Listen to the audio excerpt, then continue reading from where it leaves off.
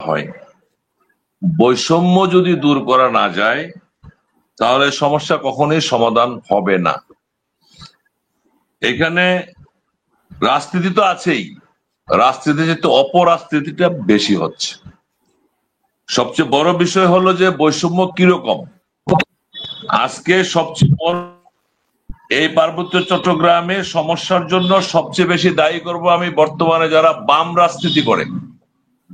একসময় ডক্টর কামাল ছিল, ওনার মেয়ে সারা কামাল ছিল, ঢাকা বিশ্ববিদ্যালয়ের মেজবা কামাল ছিল, সুলতানা কামাল ছিল, 4 কামাল।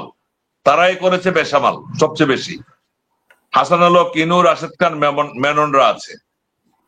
আপনি দেখবেন গতকালকে প্রথম আলোর একটা রিপোর্ট আছে, গতকালকে প্রথম আলোর রিপোর্টে 84 জন নারীবাদী সব বাম দলের তারা একটা বিবৃতি দিয়েছে যে পার্বত্য চট্টগ্রামের সব পাহাড়ি জাতিসত্তার জনগণের উপর হামলা ও ধর্ষণের শিকার, সেনা শাসন প্রত্যাহার, আটক বম নাগরিকদের মুক্তি ও জাতিগত নিপীড়নের অবসান চেয়েছেন তারা। এই যে বম নাগরিকের মুক্তি তারা চাইলেন, যে কেএনএফ যে সৃষ্টি হলো আমার জেলা বান্দরবনে, আপনার গত বছর এই কেএনএফ রোমাতে তারাবির নামাজ পড়তে দেন এই মুসল্লিদেরকে, বের করে দিয়েছে, ইমাম সাহেবকে অপমান করেছে, সোনালী ব্যাংকের বোল্ড ব্যাংকের টাকা লুট করলো, পুলিশের 14টা অস্ত্র নিয়ে গেল, দিন দুপুরে থানসি উপজেলা সদরের ব্যাংক তারা লুট করলো এবং 8 জন সেনা সদস্যকে তারা গুলি করে হত্যা করলো। এই কেএনএফ সদস্যরা, যার কারণে সরকার বিভিন্নভাবে আমাদের সেনাবাহিনী, র্যাব, পুলিশ, বিজিবি যৌথ অভিযানের মাধ্যমে আপনার কিছু সন্ত্রাসী গ্রেপ্তার করেছে। এখন এটা আইনগত প্রক্রিয়াটা তো একটু সময়ের ব্যাপার, যে গ্রেপ্তার যারা হয়েছে এখানে পুলিশের ইনভেস্টিগেশনের ব্যাপার আছে, পুলিশ তদন্ত রিপোর্ট পেশ করবে, তার আগে পরে তো আসলে এগুলো নিয়ে বলাও ঠিক না। কিন্তু ঢালাও ভাবে দেখা যাচ্ছে, আমার আগে যিনি বললেন যে ব্যারিস্টার দেবাশিস, উনি কিন্তু পাকিস্তানি, ওনার বাবা ত্রিদীপ রায় ছিলেন, চলে গিয়েছেন পাকিস্তানে, পাকিস্তানের সীমান্তবর্তী এলাকার তিনি মন্ত্রী ছিলেন, উপজাতীয় বিষয়ক, পাকিস্তানের রাষ্ট্রদূত ছিলেন। ওনার মিসেস হাসিন স্যার কিছুক্ষণ আগে যেটা বললেন যে ইয়ানিয়ান, এই ইয়ানিয়ান কিন্তু রাখাইন, এটা আমি আর পুনরাবৃত্তি করতে চাই না। এই ইয়ানিয়ান 1 বছর আগে যে প্ল্যাকার্ড শো করলো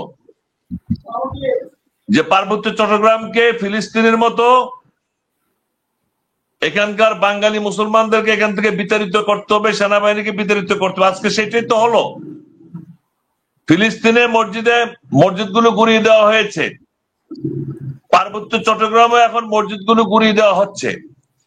গত বছর রুমাতে মসজিদে মুসল্লিদেরকে নামাজ পড়তে দেয় নাই, রোয়াংছড়ি উপজেলায় আমার ইমাম ওমর ফারুক এশার নামাজ পড়ে ঘরে যাওয়ার সময় তাকে গুলি করে মেরে ফেলা হলো। গত বছর রাঙ্গামাটি জেলা সদরের heart of the Rangamati town Banarupa মসজিদে আক্রমণ হলো, হামলা হলো।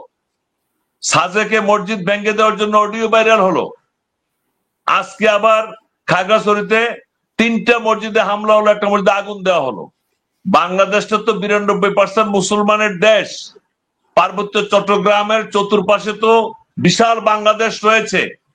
18 কোটি মুসলমান তো পার্বত্য চট্টগ্রাম অভিমুখে পদযাত্রা করতে চায়, কারণ ধর্মীয় অনুভূতির উপর আঘাত। মসজিদে হামলা মুসলমানরা কোনোদিন মেনে নিতে পারে না, অনুরূপ ভাবে মন্দিরে হামলা হলো সনাতনীরা মেনে নিবে না, গির্জায় হামলা হলে খ্রিস্টানরা মেনে নিবে না, ক্যাঙ্গরে হামলা হলে বুদ্ধরা মেনে নিবে না।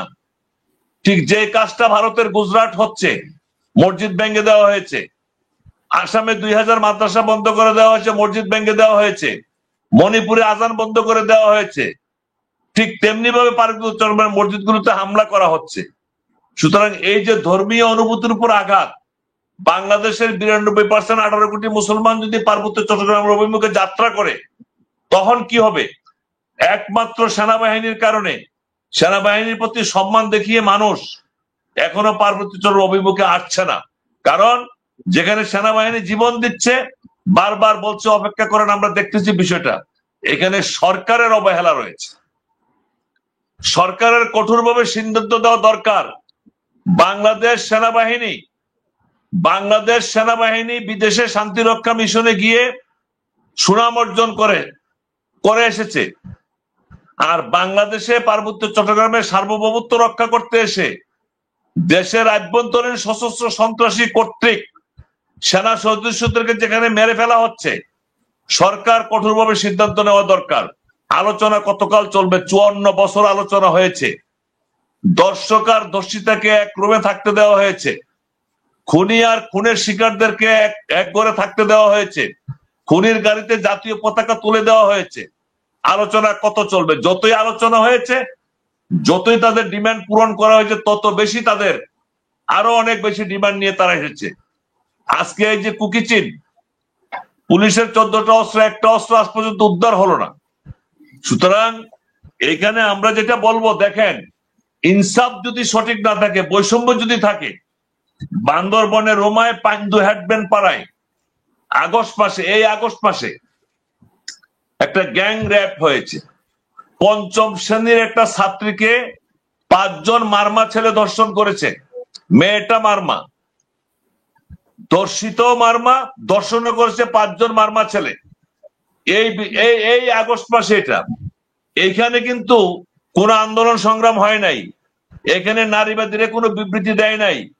পাহাড়ের কোন সংগঠন এটা নিয়ে কোনো বিবৃতি দেয় নাই, কোনো মিছিল মিটিং নাই, কোনো হরতাল অবরোধ নাই, কোনো কর্মসূচি নাই।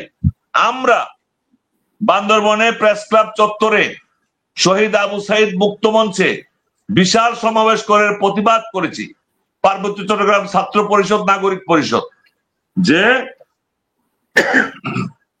দর্শক যে হোক তার বিচার হইতে হবে। অথচ এই ঘটনাকে দামাচাপা দেওয়ার জন্য ওই এলাকার হেডব্যান্ড মাত্র 50,000 টাকা দিয়ে এটাকে দামাচাপা দিয়েছে। আমাদের আন্দোলনের প্রেক্ষিতে 5 জনের মধ্যে 3 জন গ্রেপ্তার হয়েছে। একজনের নাম উলা সিং মার্মা, একজনের নাম কেলাওয়াং মার্মা, আরেকজনের নাম কেশুইওয়াং মার্মা। তারা এখন জেলে আছে। সুতরাং অপরাধীদেরকে জেল থেকে ছেড়ে দিতে হবে। এই স্লোগান যারা দেয়, সেনাবাহিনী যদি পার্বত্য চট্টগ্রাম থেকে একদিনের জন্য না থাকে, একদিন যদি বলে সেনাবাহিনী তাদের কার্যক্রম বন্ধ রাখবে, 54% বাঙালি কেউ থাকতে পারবে না, এখান থেকে চলে যেতে হবে। এবং ভারতের পতাকা উঠবে আপনার রাঙামাটি আর খাগড়াছড়িতে, বান্দরবনে মিয়ানমারের পতাকা উঠবে।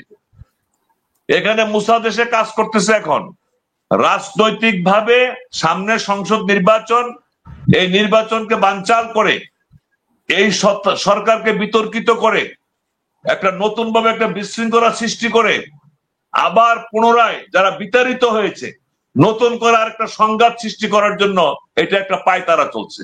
সুতরাং দেশপ্রেমিক সেনাবাহিনী এখান থেকে চলে যাবে, এটা হতে পারে না।